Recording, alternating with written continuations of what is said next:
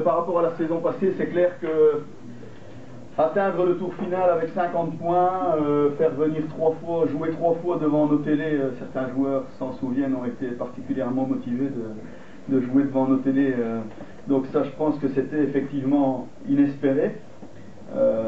On n'oublie pas le salut des supporters, la chaleur de la tribune a été un puits au dernier match, ça faisait chaud au cœur après c'est vrai une magnifique saison. Donc je pense que c'est pas la bonne question à se poser de savoir si on fera aussi bien. C'est ridicule de commencer à faire des comparaisons, il y a un tas de paramètres qui vont évoluer. On va essayer de faire aussi bien en se disant que il n'y a pas que l'aspect point, il n'y a pas que l'aspect résultat.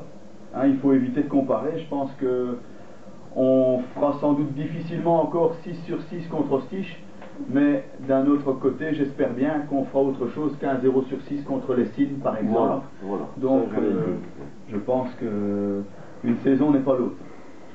Le président a parlé de colonne de gauche. Je dirais, comme l'année passée d'ailleurs, que 40-45 points me paraît être un objectif réaliste. Et si on parvient à en prendre un petit peu plus, il n'y a pas de raison de se gêner. On n'a pas de limite au-dessus.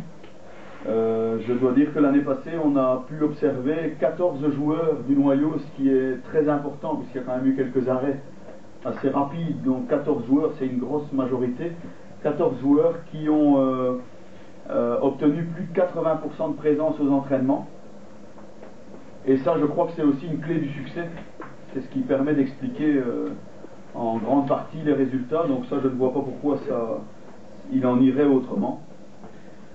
Le président a parlé aussi de 2 retours au club avec Michael et Jérémy. Et l'année passée, ça avait déjà été une majorité des transferts. C'est beaucoup de gens qui étaient revenus au club. Et ça, je crois que c'est un signe qui ne trompe pas. C'est qu'on se plaît bien ici et c'est pas du tout nécessairement le cas ailleurs de constater ça. On va voir à un moment donné si l'herbe est plus verte ailleurs. Et puis finalement, on s'aperçoit qu'on était bien en vain. 2 ont encore fait ce raisonnement et reviennent chez nous.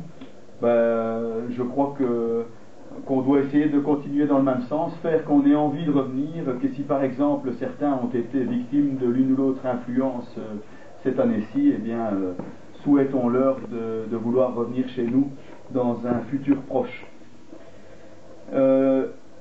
On a pu constater que le comité avait montré sa reconnaissance par rapport à la saison en faisant un effort pour notre terrain de jeu.